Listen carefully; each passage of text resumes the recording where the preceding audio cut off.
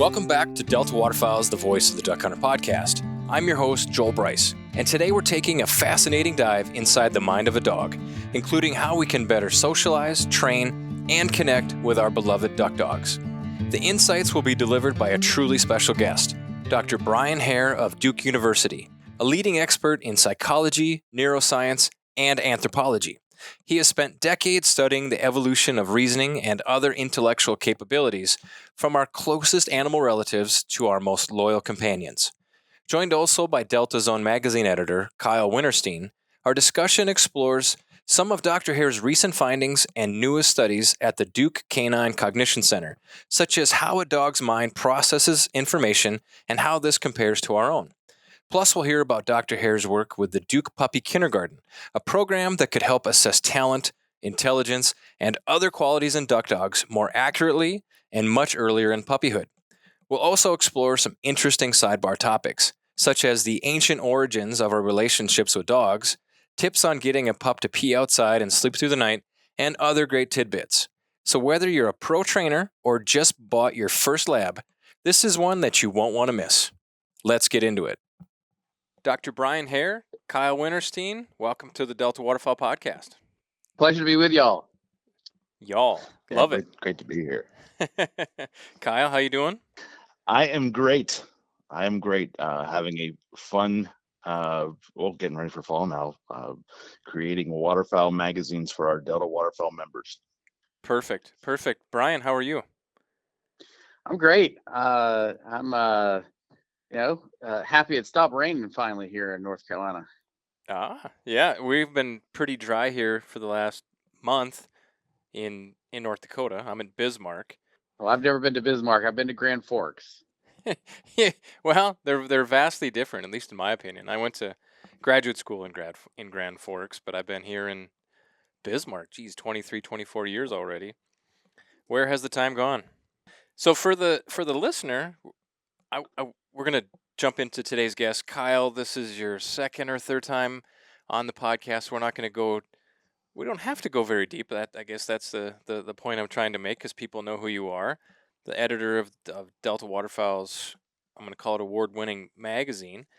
And then we have Dr. Brian Hare. Can I call you Brian for the rest of the podcast? Absolutely, please. Yes. Okay. So I'm gonna looking at this piece of paper I have here, because there's no way I'll remember your title after this or without looking at it. Professor in psychology, evolutionary, anthropology, and neuroscience at Duke University. Am I close? That's what they say. You did it. Well, I cheated. Kyle helped me with that one. That's Brian. Kyle is one of our resident dog lovers, dog trainers, and so I think we have a pattern emerging when we're nerding out, and that's an affectionate word for me. When we're nerding out on dogs and dog training, I think you're going to find that Kyle's voice is on these types of discussions as well. As busy as the magazine keeps me, when we're talking a dog-related topic, I tend to make the time, especially for Brian. There's just so much. Thank you. There's so much interesting stuff to cover here. Well, good. Brian, one of the traditions of this podcast is the first thing is, we're bringing you on for a particular topic, and thank you so much for sharing your time and talent and treasures with us. But we want people to know Brian the person, not just the expert. Can you tell us a little bit, if you're going to give somebody a minute or two introduction to you, your background, where you're from? One of the things that we're always a little bit curious about is do you have a hunting background? Have you hunted before? What got you? Where do you live? And what got you into the field that you are in today? Well, thank you. Yeah, no, it's so fun to be with y'all. I grew up in Atlanta, Georgia, and my father used to take me hunting, and my grandfather took me fishing. And I've never actually hunted ducks before. I've hunted dove and quail and pheasant, but I've never gone duck hunting. And the funny thing about that is I was raised by a Labrador Retriever that my father had, picked out with, I guess, my mom's help, and a friend who, this was an award-winning pedigree duck hunting Labrador Retriever that ended up, being my best friend growing up. But he never went duck hunting, and my dad was absolutely dead set on going duck hunting, but he just never could make it happen. And so that's my hunting background. Is I'm a somebody who has always thought duck hunting was an amazing thing, and so it's a real pleasure to be with y'all and talk about dogs and what their role is in all the fun of hunting. That's good. That's a good introduction. I think, yeah, duck hunting is Delta's flavor of bird hunting, but I think that's one of the things that the types of hunting that you're describing, particularly quail. Doves, I've hunted with and without a dog for doves, but quail, I don't really think I'd want to. I don't know if I'd be interested in hunting quail without a dog, and I think that same maybe lack of desire to go transfers to duck hunting. I don't know that I'd really want to duck hunt without a dog. It's just so central to the experience. Can you tap into some of those early memories, just kind of the interactions between you and your dog? Well, one of the things that started the science and why people got interested in dog psychology from a scientific perspective is I was just an undergrad, and I was talking to my undergraduate advisor, a very decorated psychologist, and I was telling him about quail hunting and how the dogs would back each other, and how they basically would be pointing and communicating and helping people find what they were looking for. And it kind of fascinated him, and it made him think in a new way, because mostly he had been acquainted with pet dogs.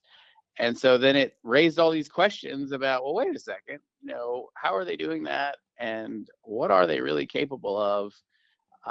And so that kind of was a big part of what springboarded us in the direction that we went. There's so many different ways that we could take this. I think, Brian, maybe it'll be best coming from your words. You have tons of experience in studying animal behaviors, as I understand it, chimpanzees, dogs. From the listener's standpoint, can you just, we're going to spend some time going through a lot of those things, but can you give us, the listener, just a sense of maybe some of the work that you do, how to keep listening to this podcast? What are some of the applications from your work could you see to hunting dogs? And I don't just limit it to the act of hunting, because obviously, I have a yellow lab here in my office with me. He comes to work with me every day. I only hunt with him a couple months of the year, and he's my best friend 12 months of the year. But just give the listener a preview of maybe some of the things that you'd like to share with them as we go through this podcast discussion. Well, a lot of what my research was focused on with dogs for 2 decades was, what is it that makes dogs such genius when they are communicating with us? And it ends up, we discovered that they do have a remarkable social ability to communicate and comprehend us in a way that even our closest relatives struggle with. And so that was kind of a big fascination to many people, why dogs that are so distantly related to us do something that any person who takes a dog hunting is like, wait, what? Why is that remarkable? Of course they do that, which is when you point and gesture in a direction and tell your dog, okay, go orbit in that direction, go search for the bird, or go look for a covey over there. They go run off in the direction you're telling them to go. And it ends up, that's a big deal, because not many animals can compete with dogs when it comes to comprehending when we gesture to them, and they understand us. And it ends up, even bonobos and chimpanzees, our 2 closest primate relatives, as smart as they are, and they are much smarter than dogs in many things, when it comes to understanding us, trying to communicate what we want and what we want, the kind of result we want, they really struggle. They don't understand what we're talking about. And it's something that makes dogs really remarkable. So that work then sort of got a whole bunch of people really excited about dogs in a whole bunch of different ways, and how it's relevant, how it comes back to, well, what does this all have to do with hunting dogs? Well, we discovered in trying to compare dogs to other species, we realized that there was a lot of individual variability, that anybody who's had a bunch of dogs would, of course, every dog is different. And so we recognized that individual variability, and we figured out how to measure it. And we now have some pretty decent ability to measure pretty quickly what kind of cognitive skills or what kind of psychological skills dogs have and how they differ from one another, and how that's related to their potential to be trained to do different jobs. And so that's been one of the big things we've been concentrated on here at Duke. And the final chapters, we've been trying to look at even puppies and see if we can predict when dogs are really young, what kind of potential they have to be trained to do all sorts of different jobs. So for a lot of the jobs that you're talking about, are they more in the assistance dog type realm or service dogs? So we've worked a lot with service dogs. Our big partner is Canine Companions for Independence, and they place dogs with people who have all sorts of different disabilities, and also veterans with PTSD. But I also spent time working with the Marine Corps, and we've been funded for a long time by the Office of Naval Research because detection work, or dogs trained for detection, they have the same problem that working dogs that work to help people with disabilities have, which is and anybody who's worked a lot with dogs knows that you cannot beat the best dog, but not every dog can be the best dog. And so how do we identify who those best dogs are, and how can we help more dogs be top performers so they can make it through professional training?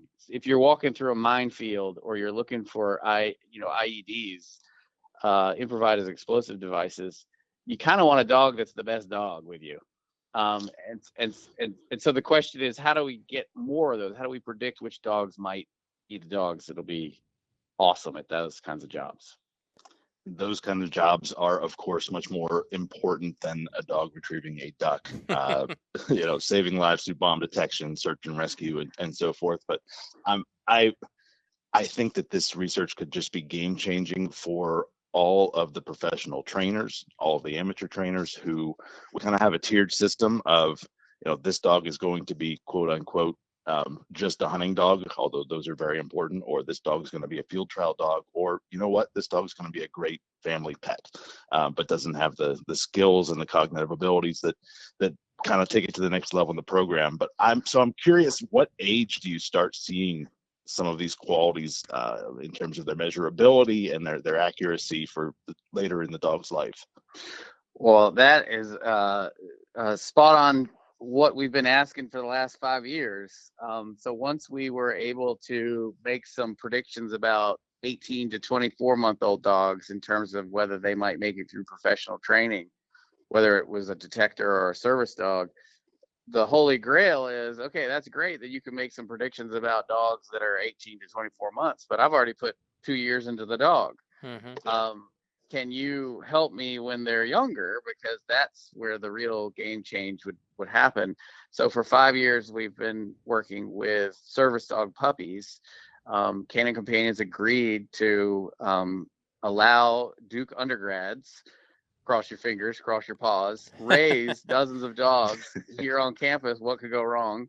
And so we've just finished a 5-year project. We raised and tested and worked with over 100 dogs.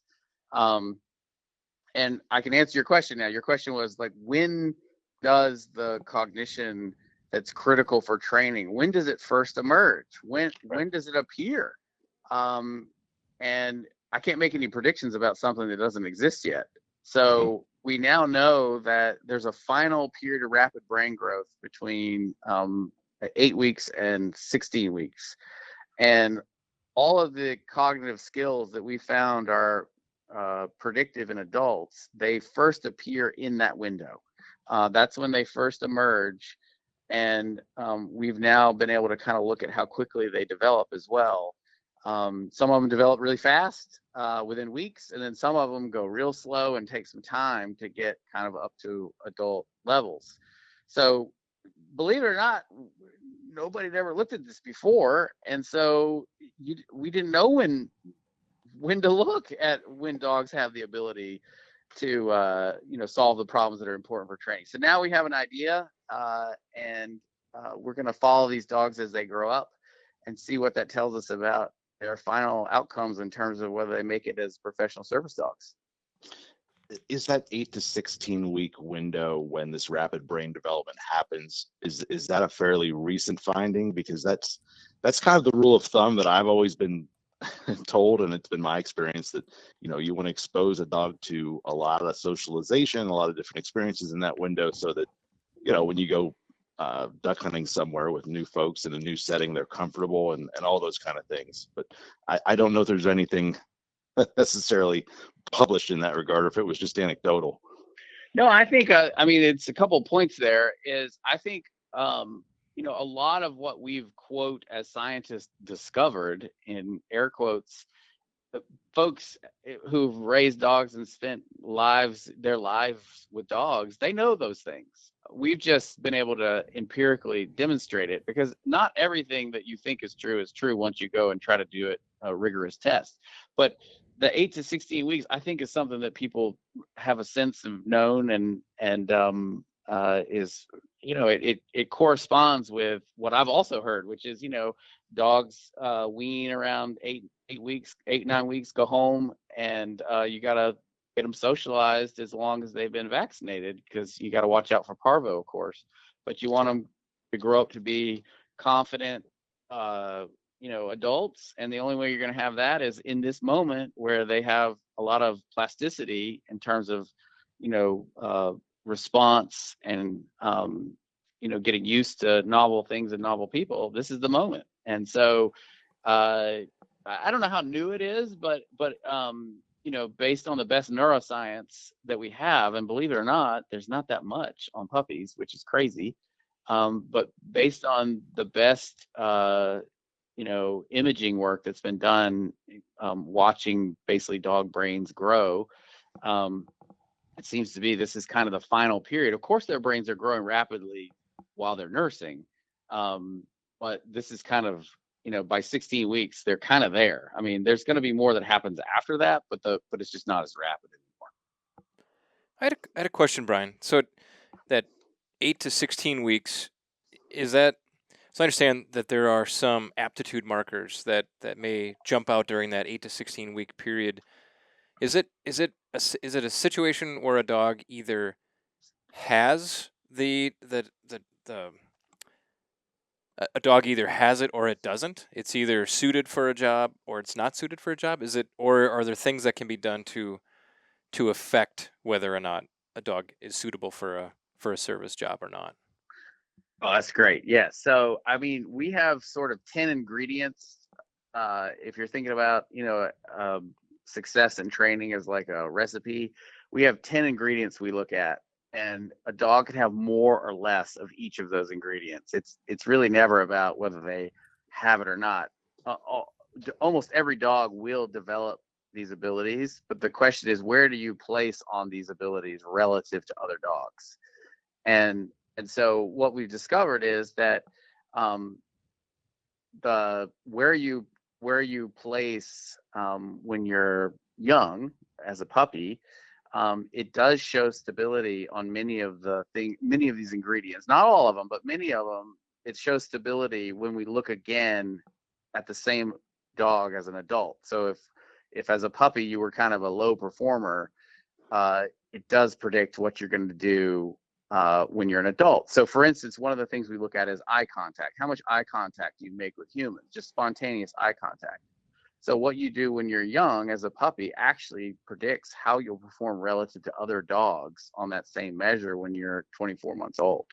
So in that case, you might say, oh man, well, there's not much I can do about it. Well, no, it actually ends up that I chose that example for a reason, because that's the one that we discovered you can do the most about. So we have a little game we play that measures how much eye contact one of these puppies makes. And what we found, and it was one of these fun things in science where it was kind of an accident that we discovered this, but what we found was just playing the game, every other week because we were measuring our puppies every other week to see how they developed on these skills. And just playing that game every other week, it more than doubled the amount of eye contact those puppies made relative to puppies that only played that game one time. And it doubled the amount of eye contact they make relative to adult dogs. So they're already making more eye contact than adult dogs, which is one of the most important things for service, that you make eye contact so you can actively communicate with your teammate. And I guess that And would be hunting dogs. that'd be a good cue for a hunting dog too, right? Looking back for nonverbal commands. So I could see that as 100%. well. Yeah. Yeah. That is We interesting. look for that 100%. What are some of the other? I'm just really curious. What are some of the other attributes that are markers that jump out? So eye contact is one of them. What are some of the other ones? Well, I think one of the ones that is kind of fun, it's late developing. So we have something we call self-control. So it's kind of the pause before the leap. So there's a lot of individual variability. I mean, anybody who's been around other people knows some people have more self-control than others, and the same is true for dogs, of course. And so we have a couple ways to measure that, and that's something that doesn't show up till much later than other things. So it seems that around 10 to 11 weeks is when dogs can pass some pretty basic self-control games, but it's really not until 14, 15 weeks that the more challenging games, which is going to be really important for tasks involved in hunting, shows up. So the more difficult task is called reversal learning, and basically what was correct is now incorrect, and what was incorrect is now correct. And the question is, can you basically inhibit and not make the response that was correct now that it is the wrong answer, and actually choose the thing that used to be wrong? And how quickly can you do that? And so that doesn't develop till 14, 15 weeks. So that was a fun one that it happened so late. That is interesting. I think that a lot of dog people heard steadiness training in that, one second it's correct that we're going to throw this bumper, or you're going to chase this bird and develop prey drive, and the next we want you to sit here and not chase it Right. until we release you. That just, it's maybe not the exact inverse of what you're talking about, but it's pretty close, and it's the only thing that we try to teach them that's counter to their instincts. Yeah, totally. I mean, that'd be a great example of self-control, and probably it is a reversal. So yeah, no, exactly. So I mean, it that kind of skill, if you're trying things out with a dog that's younger than, say, 15 weeks old and getting frustrated, well, probably it just hadn't even developed yet. So hang in there. If I'm a dog breeder, dog trainer, I think I have time. I have time to have a puppy in my presence from that 8 to 16 week window. And maybe if I'm if I'm a professional trainer and I'm selling those dogs at 18 to 24 months, I still have time for that window. But one of the things that pops into my head, Brian, with my last 2 labs, yellow labs, I read a book. Was it Water Dog by Richard Walters? Yeah. Yep. And The classic. Yeah, Yeah, classic. absolutely. He preached, you bring that dog home exactly on 49 days of age. Because that is the moment where they can be separated from their mom, if I remember correctly, and then can start to transition their focus onto you, and that's where that great imprinting starts. But so if I'm going out and getting that puppy, bringing it home, I don't know. I'm a real softie when it comes to animals. My place is, I have great animals, and I have misfit toys at my place. I have horses and dogs and all those types of things. And once they come home, I'm not getting rid of them. Are there things prior to that 8 to 16 week window where someone like me, a real softie, you bring that puppy home, you're going to keep it, right? And it may not be the best dog. What are some of the things, other than breeding, other than lineage and things like that? What are some of the, and is there anything stick out at that pre 7 week period? You mean in terms of trying to figure out what kind of dog that dog might grow up to be? Yeah, exactly. Okay. No, I mean, I don't have anything to point at that age quite yet. Um, I mean, and the reason is because most of the things that well, I should say about half of our ingredients are only developing after 8 to 9 weeks. But it is true that half of our ingredients are actually there. There are 5 things that have already kind of developed. One is olfactory abilities. The other is skills at auditory discrimination. So like telling where they hear different things, sounds.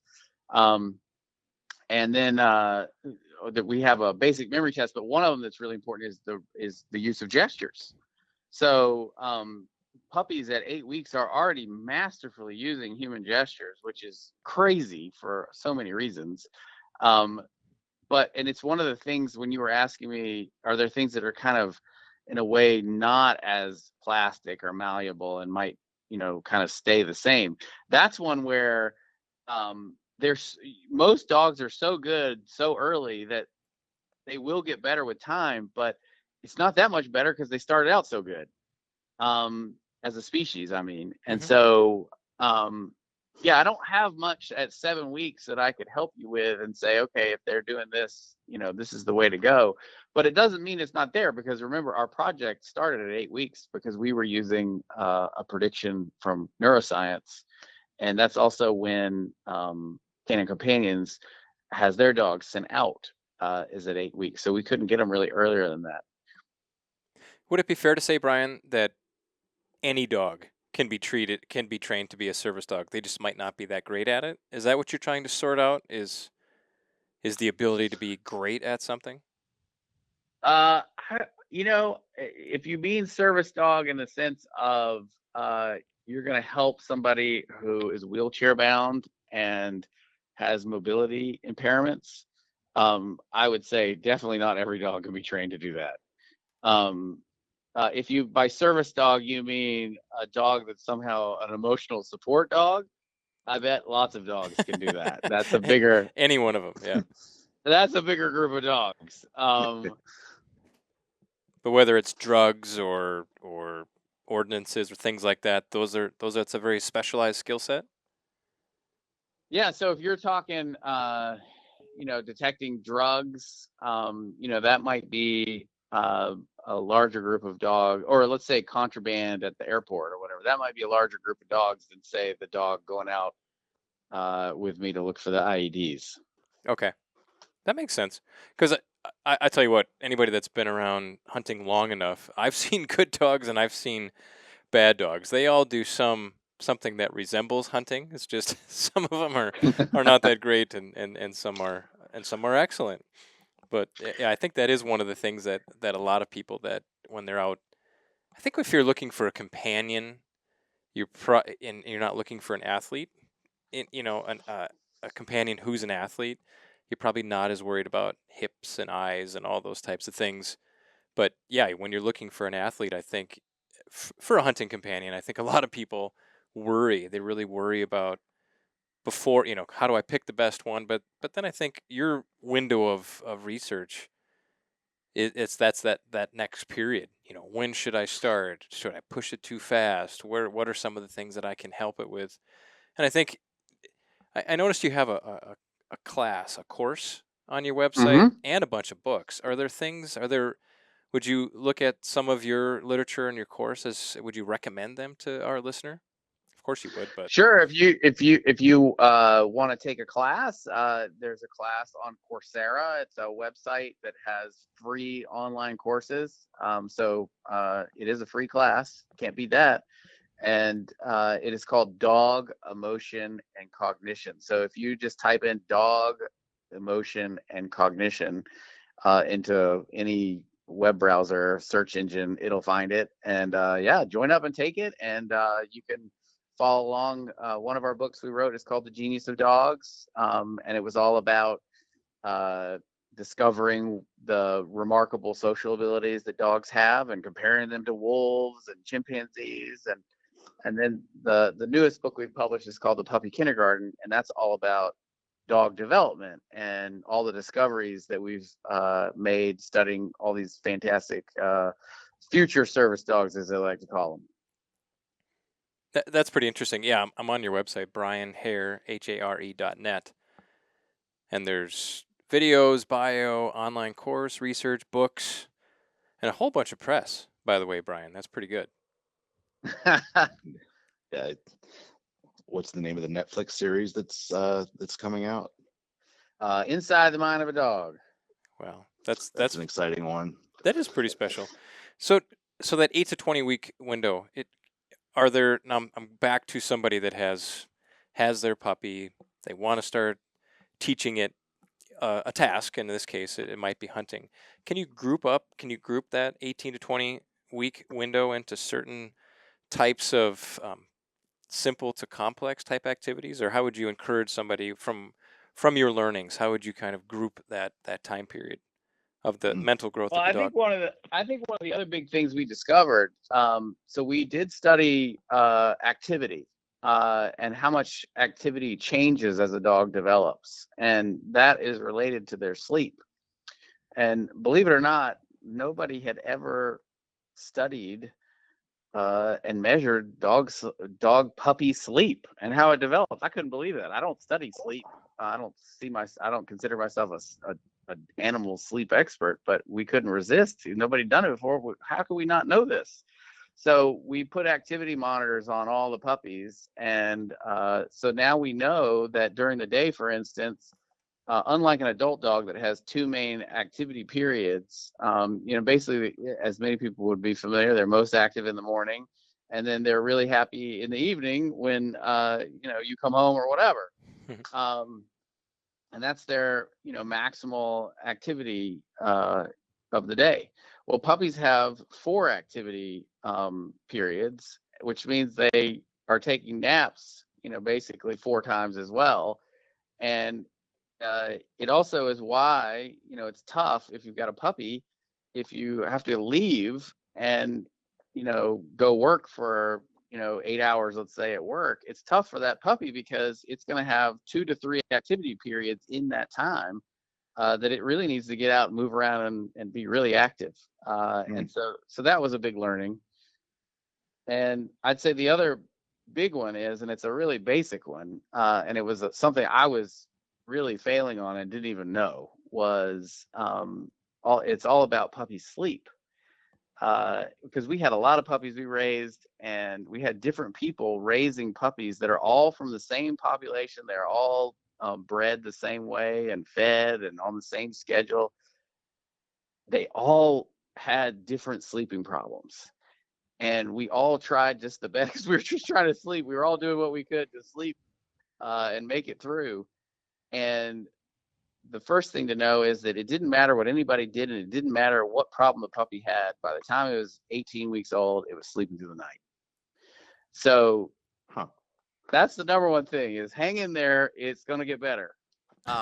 Even the worst dog was, the one that was barking all night, it slept through the night at 18 weeks.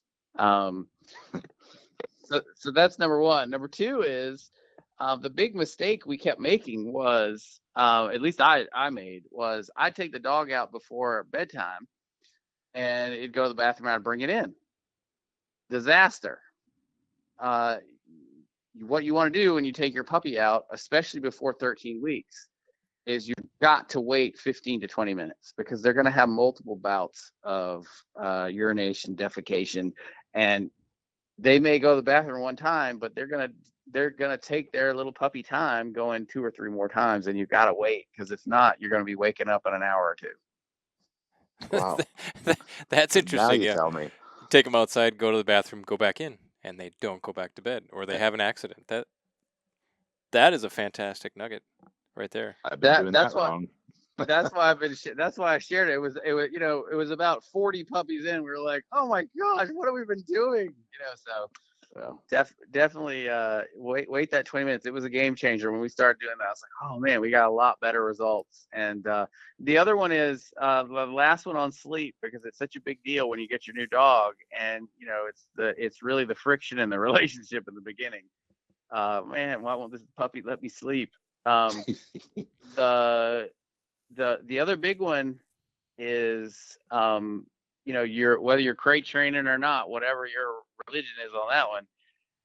What do you do when the dog is waking you up in the night? If I go let it out, is it trying to manipulate me somehow? Am I going to teach it something that's going to be a bad habit that it won't lose later, etc.? And those are reasonable things to worry about. We worry about them in kids. Much less the dog, right? So the answer that we came up with, and seems to be, at least for our team, very definitive, is before 13 weeks, and maybe even 14, the dog makes noise, it's complaining in the middle of the night, go get it, take it out, let it go to the bathroom. If you do that, it will not extend the amount of time at which it's going to make noise at night. It really probably almost certainly has to go to the bathroom. But we're just going to own this. Brian, Kyle, the universe has been working against us, and we are determined. We're going to keep going here. We had some time zone challenges the first time, and then the second time, your son broke his finger. Injuries, and now all of a sudden, the just boom, the whole thing went dead. Not even sure what happened there. So we were just kind of talking about where were we. But I think you were talking about kind of the nighttime, the sleeping, the potty training, and I think was it that after boy, maybe you want to do a crash course on that one again. We'll just own it because we don't want the listener to miss out on that. No problem. Just I'll do it a little shorter and just say that up until 13 weeks, go get your dog out of the crate or take them out if they're complaining they need to go to the bathroom in the middle of the night. They almost certainly have to go. They're not trying to manipulate you at that point.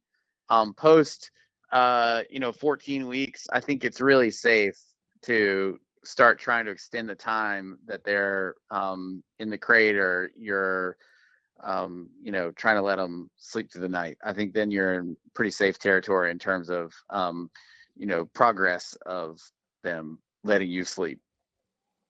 Got it. That is helpful. One of the guys in the office here, Mike Buxton, he has a yellow lab puppy, Ranger, and Ranger comes to work. So he came here, I think his first day with the family, maybe the second day with the family, and he slept all the time. But he's had remarkable success with the potty training and the crate training, and so Mike will probably turn this one on when we're done with it. There you go. And that's the other thing, is that there is tremendous individual variability. And we had siblings who, one sibling was quiet all night, never had any problems, slept through the night, and the other sibling, my goodness, barked and went crazy. And then we raised multiple dogs in the same house at the same time, and they couldn't be more different. In terms of, one of them was up all the time, the other one, we were doing the exact same thing in the same house. So it did teach us a lot, that wow, there is so much individual variability, and it's so obvious why this is such a thing that causes consternation. And then people really believe there's something that's going to make a difference. We just couldn't find a strategy that did anything magical, other than by 18 weeks they had all made it through, and it's smooth sailing in terms of sleeping through the night for our population of dogs after that. Oh, well, I brought home litter mates, 8-week-old litter mates one time, and I don't recommend to anyone ever doing that. It was worse than having 2 kids under 2 in the house, as sleep deprived as I was. I think I would have given you my truck if I could have just slept through one night. But I wish I had some of this information, because I was asking myself, because the one was up a lot overnight and the other one wasn't.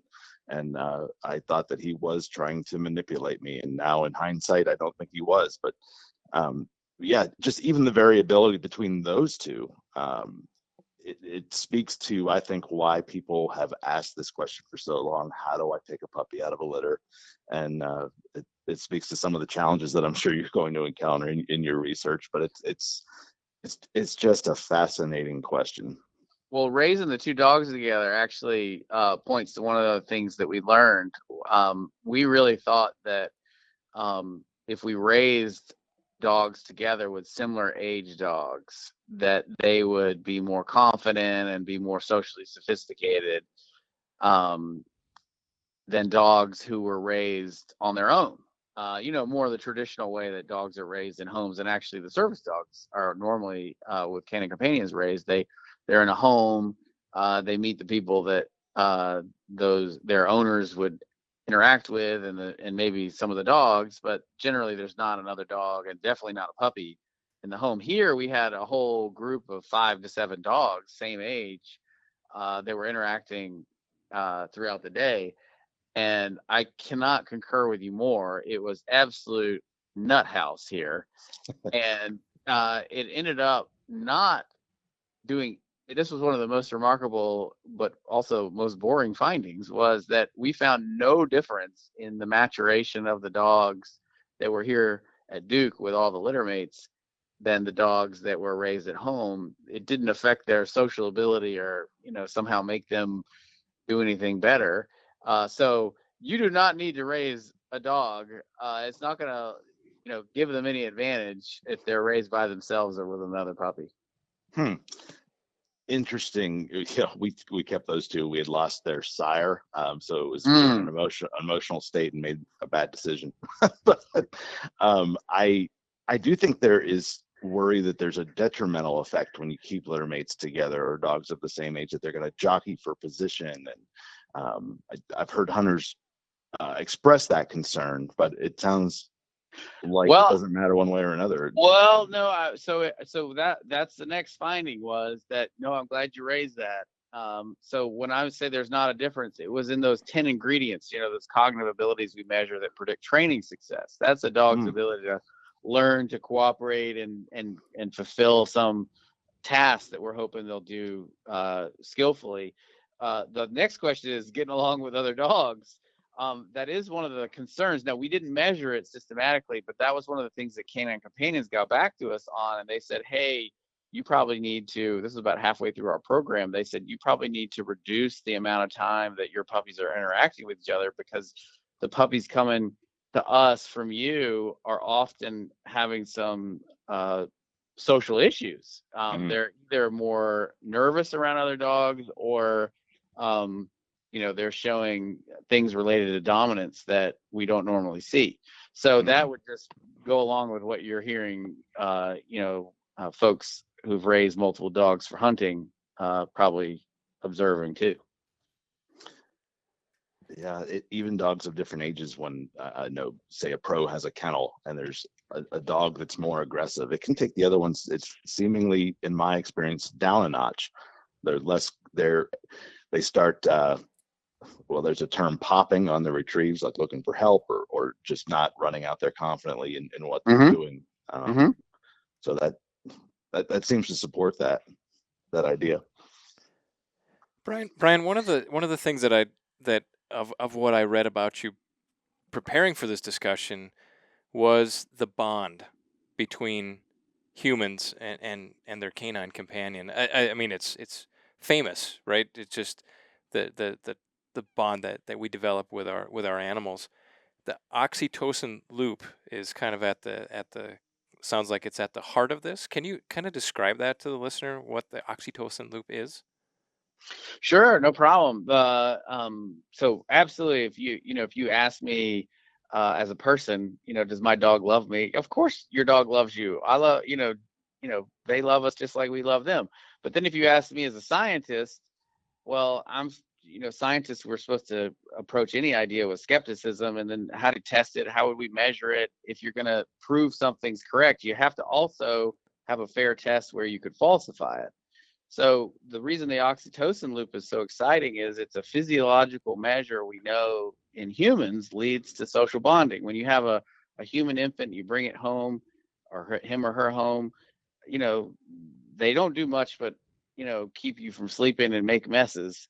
And so why do we love them so much? The argument is that there's this physiological response our bodies have as parents where we create oxytocin we create oxytocin, and the baby actually is creating oxytocin in parents by just interacting, physically touching, hugging, making eye contact.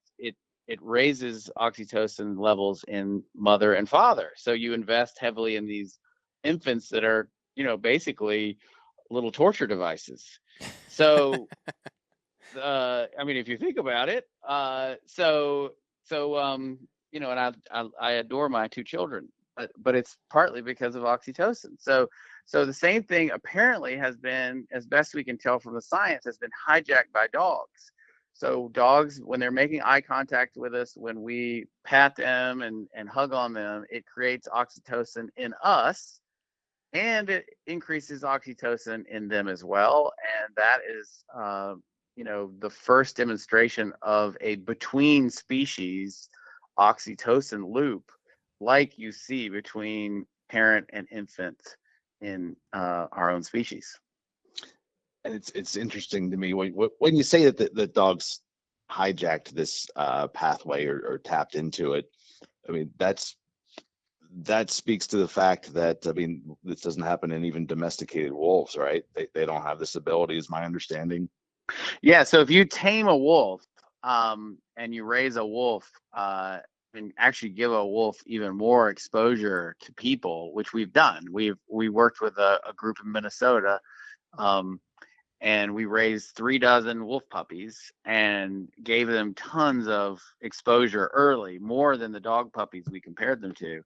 And they do not make the eye contact. They do not seek out the kind of social bond that a dog puppy does.